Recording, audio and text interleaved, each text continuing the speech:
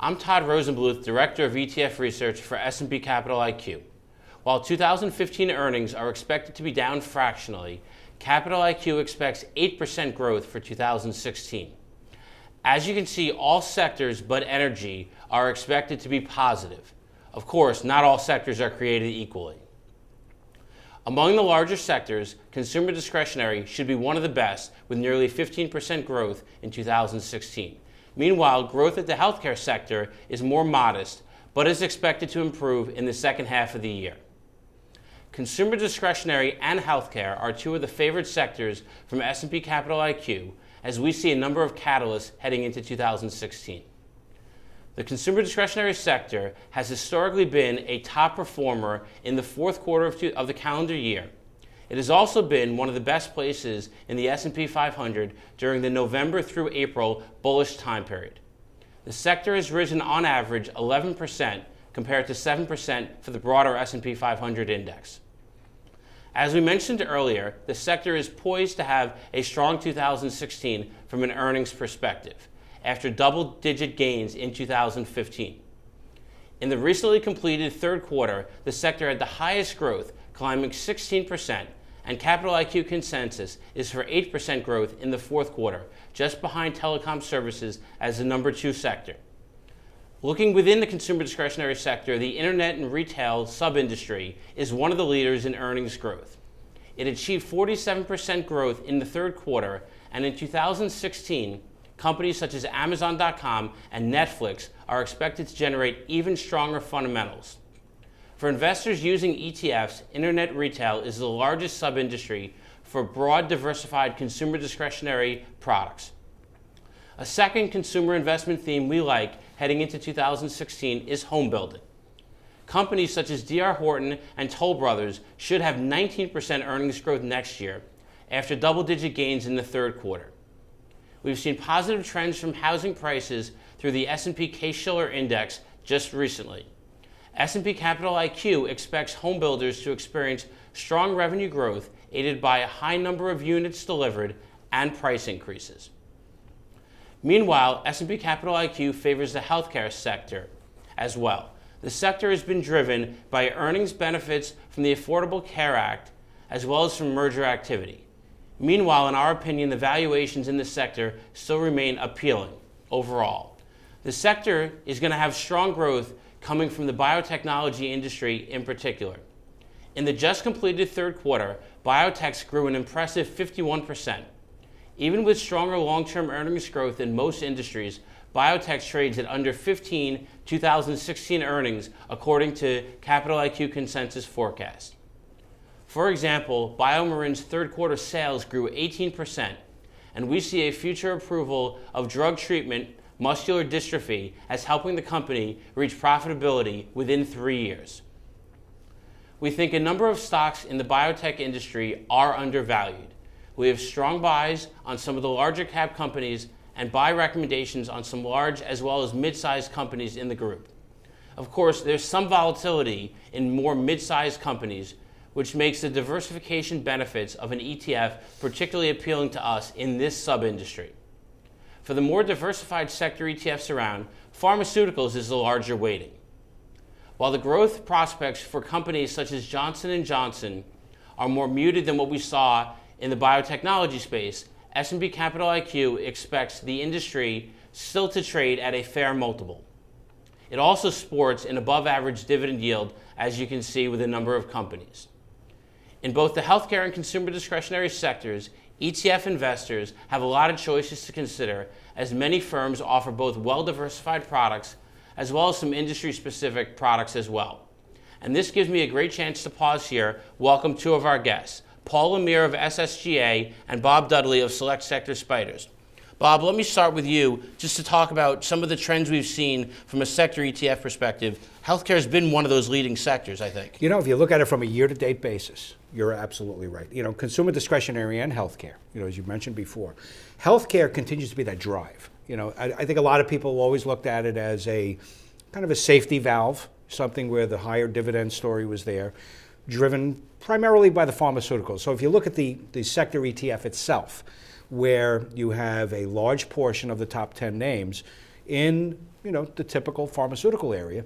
But then you have the drive of the Gileads, the AbbVies, and all of a sudden those stories just take hold. And that has driven that market. So if you look at it, let's just today, for example, the S&P itself is up 1%. You're up almost 5% in healthcare on a year-to-date basis. And you've actually had some ballast added to that scenario. And I think that's really the opportunity. And keep in mind, as a market cap story, which is what we're set up as those stocks continue and those companies grow and that market cap grows, they begin to take hold of who the number 2 and number 3s are, and slowly start to overtake some of those other names. And I think that's a big story. So that continues. Consumer discretionary. You mentioned that before, and I thought the interesting thing is to look at those internet stories, the Amazons. I think a lot of people are unfamiliar with the total story of consumer discretionary. I think a lot of people look at it as a pure retail play, when in effect it isn't just pure retail. Right. You have the media companies, you have other stories within that realm, and I think, again, if you were smart enough to listen to what you guys put out earlier in the year, on a year-to-date basis, you're up over 12%. And that's tremendous. That's great return versus where the S&P itself is. So I think those stories continue. If you go back and look, I think a lot of people look at it from a risk standpoint of looking at the S&P in each sector and what their weightings are. And obviously technology is the biggest. And then you look at financials right behind that. And then you look at the growth of where healthcare is. And you look at, just from our end of the spectrum at Sector Spiders, we're at over $13.7 billion today in healthcare. That to me is tremendous. And if you look at you look at healthcare and consumer discretionary alone, those two make up over $26 billion worth of assets. That's big. But there's still growth above that. And that's where I think people look, back to the old days of technology and say, geez, you can't let one sector get too big. But I think here you can actually have where you look at the growth, you look at the cash flows that are available, and what those opportunities are. I think it continues. Just one quick note. I think, to me, one of the biggest stories for 2016 is the change in the sectors, which will also include, for example, the financial sector. REITs become a sector. That to me is very important. So instead of having 10 GICs, you're going to have 11. And by virtue of that, I think there's opportunities on how to play that. And then obviously with the Federal Reserve looking to raise rates, and the reality is, how do we play that? And I think now you have more of an opportunity. And I think one of the things that we've looked at is back and forth is not only the sector, but then the industry groups behind that. Because we're going to be the pure large cap.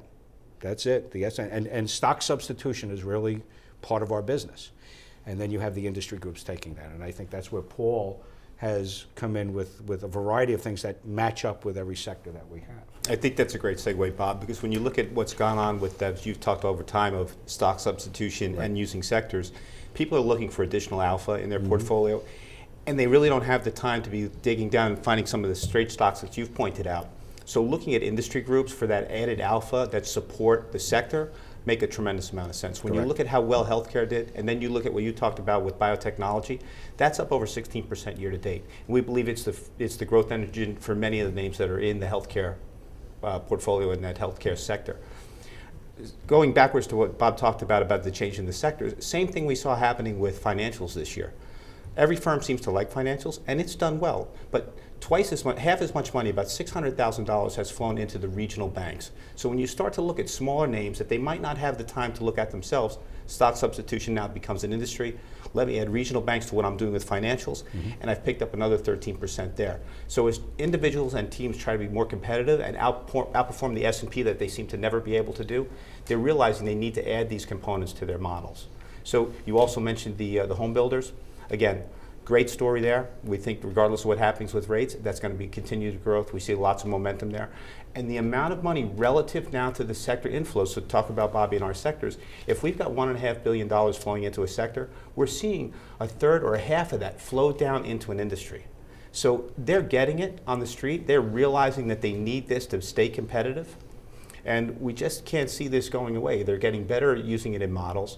We're putting out some great research. Bob's firm has some great research. That's all, and the stuff that you give us is just really ties it all together. So I think this is here to stay, and teams that are finally getting around to evolving into it it's going to make a difference.